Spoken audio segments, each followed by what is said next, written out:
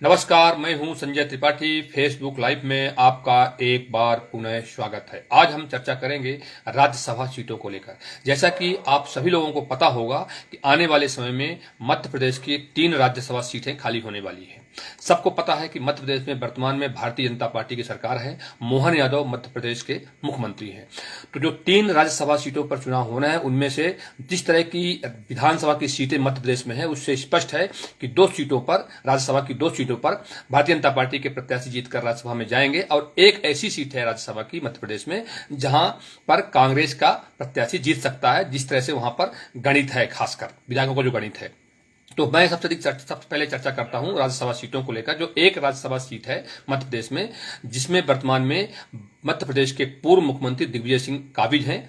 दिग्विजय सिंह स्पष्ट तौर पर घोषणा कर चुके हैं कि उन्हें लगातार तीसरी बार राज्यसभा में नहीं जाना है। तो उनके घोषणा करते ही दावेदारों की लंबी कतार देखने को मिल रही है, खासकर कांग्रेस में। तो अगर हम दावेदारों की बात करें, दावेदारों में सबसे प्रथम नाम जो आ रहा है वो आ रहा है कमलनाथ का। कमलनाथ जो मध्य प्रदेश के पूर्व मुख्यमंत्री रह चुके हैं और वर्तमान में विधायक हैं। कई बार वो लोकसभा के सदस्य रहे हैं, केंद्रीय मंत्री भी रहे हैं। इसके अलावा जो अन्य नाम है कमलनाथ के अलावा, उनमें है कमलेश्वर पटेल जो कि मध्य प्रदेश के पूर्व मंत्री रह चुके हैं। इसके अलावा मीनाक्षी नटराजन जो कि लोकसभा की सदस्य, एक बार मंदसौर जो मध्य प्रदेश में आता है, मंदसौर लोकसभा सीट से एक बार लोकसभा की सदस्य रह चुकी हैं। इसके अलावा जीतू पटवारी जो पीसीसी के अध्यक्ष हैं, वो भी दावेदारी कर रहे हैं। हालांकि उन्होंने अभी कुछ दिनों पहले ही स्पष्ट तौर पर मना कर दिया है कि पार्टी ने हमें पीसीसी अध्यक्ष के रूप में जिम्मेदारी दे रखी है, इसलिए मैं राज्यसभा के लिए दावेदार नहीं हूं। इसके अलावा अन्य जो नाम है जीतू पटवारी के अलावा, उनमें है अरुण यादव और दिग्विजय सिंह। हालांकि दिग्विजय सिंह मना कर चुके हैं। तो कुल मिलाकर देखा जाए तो कमलेश्वर पटेल, मीनाक्षी नटराजन, कमलनाथ, अरुण यादव और जीतू पटवारी सहित ये मुख्य नाम हैं जो राज्यसभा में जाना चाह रहे हैं। इनकी इच्छा है कि पार्टी ने राज्यसभा में भेजे। इनमें से दिग्विजय सिंह स्पष्ट तौर पर मना कर चुके हैं। इसके अलावा जो पीसीसी अध्यक्ष जीतू पटवारी हैं, वो भी मना कर चुके हैं कि हमें पार्टी जिम्मेदारी दे रखी है पीसीसी अध्यक्ष के रूप में, मैं उसमें इतना व्यस्त रहता हूं कि हमें राज्यसभा जाने की जरूरत नहीं है, मैं राज्यसभा जाने का इच्छुक भी नहीं हूं।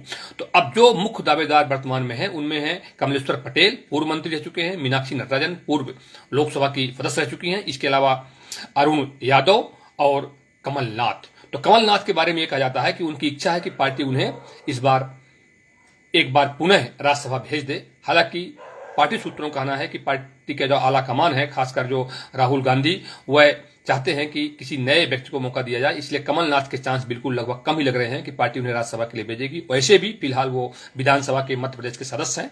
तो कुल मिलाकर देखा जाए तो कमलनाथ के राज्यसभा में जाने के चांस बिल्कुल नग्न ही बताए जा रहे हैं। अब बचते हैं 3 नाम, कमलेश्वर पटेल, अरुण यादव या मीनाक्षी नटराजन। तो पार्टी सूत्रों का कहना है या राजनीतिक गलियारों में चर्चा यह है कि इन जो 3 नाम है, खासकर कमलेश्वर पटेल, मीनाक्षी नटराजन और अरुण यादव, इनमें से मीनाक्षी नटराजन का जो नाम है ये सबसे आगे चलता हुआ दिखाई दे रहा है। यानी कि पार्टी सूत्रों का कहना है कि मीनाक्षी नटराजन राज्यसभा के लिए जा सकती हैं, क्योंकि राहुल गांधी की नजदीकी भी हैं और वर्तमान में उनके पास तेलंगाना का प्रभार भी है। इसके अलावा अगर हम बात करें कमलेश्वर पटेल की, कमलेश्वर पटेल के लिए इसलिए मुश्किल है राज्यसभा में भेजा जाना क्योंकि वो वर्तमान में ओबीसी से आते हैं। यही स्थिति वर्तमान में अरुण यादव की है, वो भी ओबीसी से आते हैं। जबकि ओबीसी से पहले ही कांग्रेस आलाकमान अशोक सिंह के रूप में एक ओबीसी चेहरा राज्यसभा में भेज चुकी है। तो कुल मिलाकर देखा जाए तो क्योंकि अशोक सिंह पहले ही राज्यसभा में जा चुके हैं, तो ओबीसी के चेहरा शायद ही इस बार पार्टी किसी को भेजे, जिसमें कमलेश्वर पटेल ओबीसी से आते हैं, अरुण यादव भी ओबीसी से आते हैं। तो इसीलिए इनके चांस लगभग कम बन रहे हैं, क्योंकि पहले ही अशोक सिंह वहां पर बने हुए हैं और राज्यसभा के सदस्य हैं और वो यादव भी हैं। इसलिए अरुण यादव का नाम तो और भी लगभग मुश्किल है कि उनकी पार्टी उनको भेजे। अब नाम बचता है मीनाक्षी नटराजन का। मीनाक्षी नटराजन के लिए बहुत सारे प्लस पॉइंट हैं, क्योंकि पहली बात तो वो महिला है, दूसरी बात वो राहुल गांधी की बहुत नजदीकी हैं और तीसरी बात उनके पास तेलंगाना का प्रभार है। तेलंगाना के बारे में आप लोग जानते हैं कि वर्तमान में वहां पर कांग्रेस का सरकार है, मुख्यमंत्री हैं। और इस तरह से कुल मिलाकर देखा जाए तो जो स्थिति वर्तमान में मध्य प्रदेश में बनी हुई है, खासकर एक सीट को लेकर, राज्यसभा के एक सीट को लेकर, जिसमें कसमकस चल रहा है कांग्रेस के आप नेताओं में और दावेदारों में कि पार्टी हमें राज्यसभा भेज दे, तो कुल मिलाकर देखा जाए तो मीनाक्षी नटराजन फिलहाल सबसे आगे दौड़ती हुई दिखाई दे रही हैं। उनकी संभावना लगभग अधिक बताई जा रही है। अब मैं आपको बता दूं कि वर्तमान में मध्य प्रदेश में कांग्रेस के 60 विधायक हैं और राज्यसभा जाने के लिए 58 यानी कि 58 विधायक चाहिए। तो एक तरह से देखा जो गणित है खासकर विधायकों का वो कांग्रेस के पक्ष में है।